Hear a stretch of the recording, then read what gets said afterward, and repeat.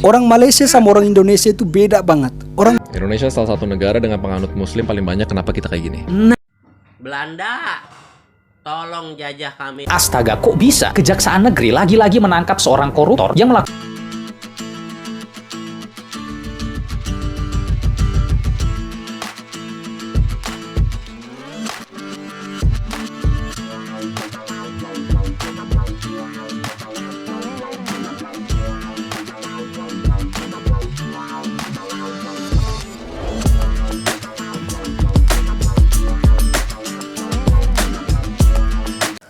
Assalamualaikum warahmatullahi wabarakatuh. Berjumpa kembali dengan Romlia pertama. Teman-teman sahabatku semuanya, gimana kabar kalian? Mudah-mudahan kalian semuanya baik-baik saja beserta keluarganya di sana. Teman-teman sahabatku, buat kalian yang baru gabung, yang baru nonton video ini, silahkan di subscribe dulu, di like dan di komen guys. Buat teman-teman sahabatku yang udah mendukung support channel ini, terima kasih. Mudah-mudahan kalian semuanya diberikan keberkahan umur, keberkahan rezeki, dimudahkan segala urusannya, baik urusan dunia maupun urusan akhirat. Amin ya rabbal alamin. Teman-teman sahabatku semuanya, seperti biasa guys, kita akan nge-reaction beberapa video yang lagi viral. Seperti apa videonya? Ini deh guys. orang Malaysia sama Ini orang deh, guys. Indonesia itu beda banget. Orang Malaysia walaupun Ya, punya bedanya rumah apa? tingkat mewah, punya kereta, Ya. pokoknya orang kaya Ya. lah ya. Tetapi mereka tuh tidak Ya. berpenampilan yang menunjukkan kalau mereka itu orang kaya. Beda kalau sama Indonesia. Ya, Beda betul nih. ya, beda. Indonesia meskipun ya tidak semuanya ya. Sebagian manusia adalah mereka baru pergi kasih cair uang pensiun saja, pulang datang kau lihat penampilan seperti apa? Seperti artis papan atas. Tetangga semua dianggap sebagai dia punya fans ya. Jangan tetangga tanya bilang, kau baru dari mana? Aduh, saya tuh baru cair uang pensiun ya. Jangan tanya banyak-banyak ya. Minggir kalian semua. Iya. Iya, bener. Uang pensiun itu uang pensiun tuh ya, uang pensiun. Ya. Bener itu, bener. Karena kebetulan di tempat gua itu ada beberapa perusahaan, beberapa kilang gitu. Ada kilang kopi dengan kilang karet, ada kilang teh gitu. Ada tiga kilang ya di sana. Ada beberapa perusahaan, tapi gajinya kecil. Kalau nggak salah di sekarang itu di kisaran 30.000 satu hari. 30.000. Kalau di sini uang sini 10 ringgit lah satu hari gajinya. Kerja di kilang itu di kampung gua ada 3. Nanti gua review ketika gua pulang guys. Benar ini kenyataan ini. Dan ya uang pensiunnya agak gede sih, sekitar dalam 30.000 lah duit sini. Itu pun sudah bekerja berpuluh-puluh tahun itu. 30.000 lah uang sini. Itu uang pensiun ya, uang pensiun kata orang sana. Itu sudah waduh belagaknya itu. Sudah kayak artis papan atas katanya abang tadi. Memang bener itu. Memang bener itu. Kalau orang sini enggak. Orang sini tuh ya uang pensiun itu bukan untuk bergaya-gaya, bukan untuk mempamerkan diri, bukan untuk sombong-sombongan, enggak. Kalau orang sini, karena gue dulu tinggal di Sungai Besi, di Pangsapuri di Sungai Besi itu. Jadi banyak di sana orang yang sudah pensiun seperti pensiun dari polis, pensiun dari tentara, dari pokoknya orang yang sudah pensiun itu banyak yang tinggal di sana gitu, beli rumah di sana. Itu biasa-biasa aja, malah mereka itu ramah ya, nggak ada yang sombong gitu.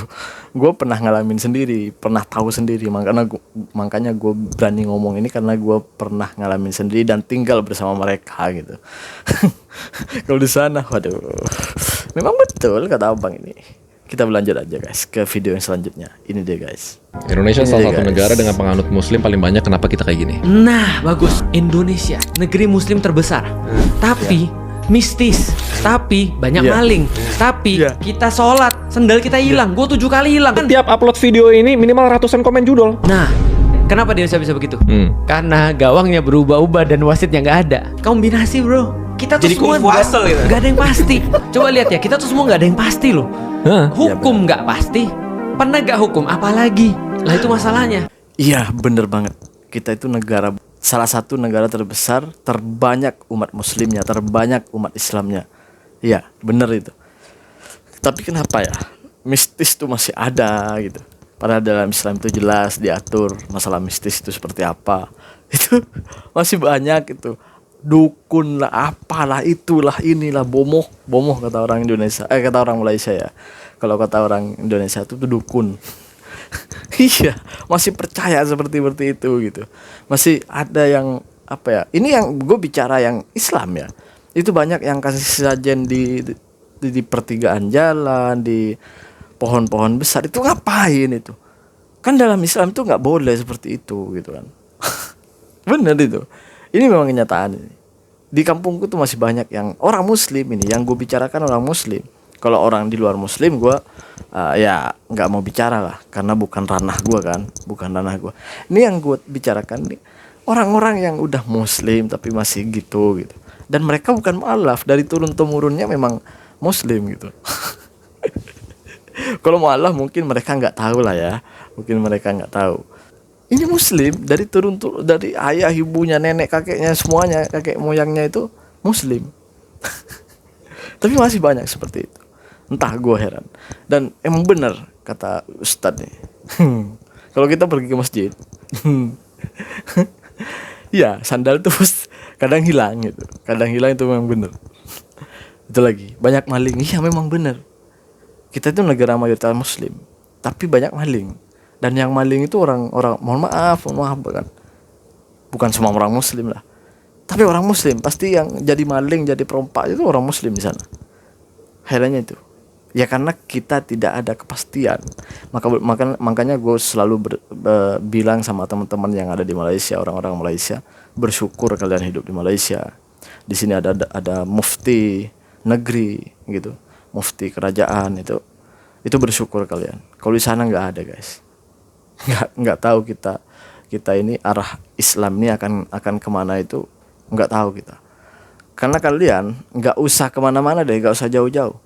Kampung antar kampung ini kadang kayak apa ya, aturannya udah berbeda gitu, udah beda gitu.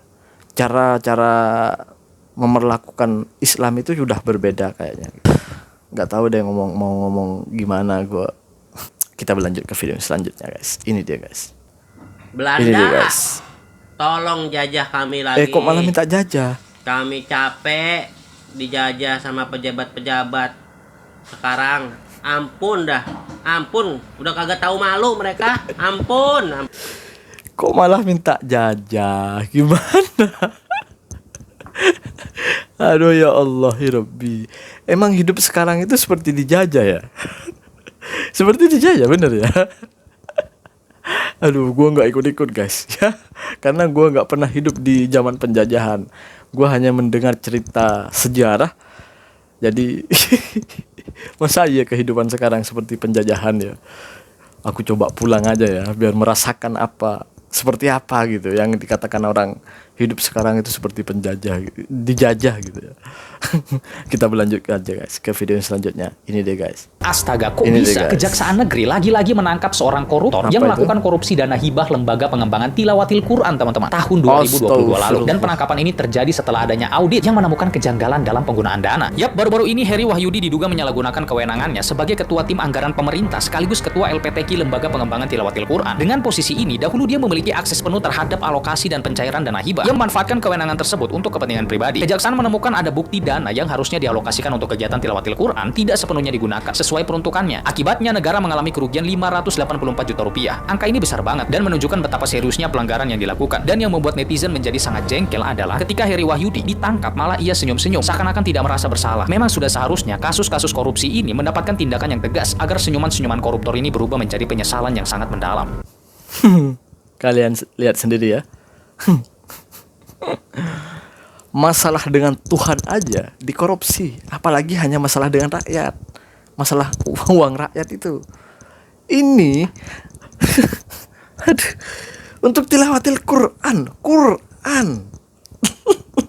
dikorupsi. Coba bayangin, kurang bobrok apa coba negara kita? Aduh, ini yang gue bilang ya. Makanya di sekolah itu diajarinya bukan hanya tentang fisika, bukan hanya tentang alam, bukan hanya tentang matematika, bukan hanya tentang bahasa, memenuhi bahasa ini, bahasa itu, bukan. Tapi di sekolah kita itu pelajaran tentang agama itu sangat kurang. Akhirnya apa? anak-anak generasi kita, anak-anak sekolah kita itu kurang memahami tentang agama. Bahkan banyak di antara masyarakat Indonesia itu tidak tahu, tidak paham tentang halal dan haram. Karena di sekolah umum, di sekolah awam, di sekolah kerajaan kalau di sini ya, kalau di sana di sekolah negeri itu kurang pengetahuannya tentang agama, pelajaran tentang agama itu kurang, gitu. Jadi kalau orang tuanya mau anaknya tahu tentang agama ya harus disekolahkan ke pondok pesantren, ke sekolah agama gitu. Yang gue mau sih di sekolah agama ada, ya memang ada lah di sekolah agama, di sekolah umum atau di sekolah negeri atau di sekolah kerajaan kalau di sini juga ada. Dan kalau perlu samakan dengan pelajaran yang ada di pondok. Agar apa? Agar masyarakat yang sekolah di pondok itu juga dapat ilmu tentang agama, tahu tentang agama. Yang sekolah di sekolah negeri atau sekolah kerajaan itu juga tahu tentang agama. Karena ini penting guys, penting untuk mengubah pola pikir anak-anak kita ke depan, memberikan mereka edukasi, memberikan mereka pengetahuan tentang Islam, tentang agamanya masing-masing, entah itu agama apapun itu. Saya yakin guys, kalau itu semua terjadi di Indonesia tuh tidak ada itu semuanya. Nggak tahu deh akan jadi negara apa jadinya nanti. Terima kasih buat semuanya. Assalamualaikum warahmatullahi wabarakatuh. Jangan lupa sholawat guys.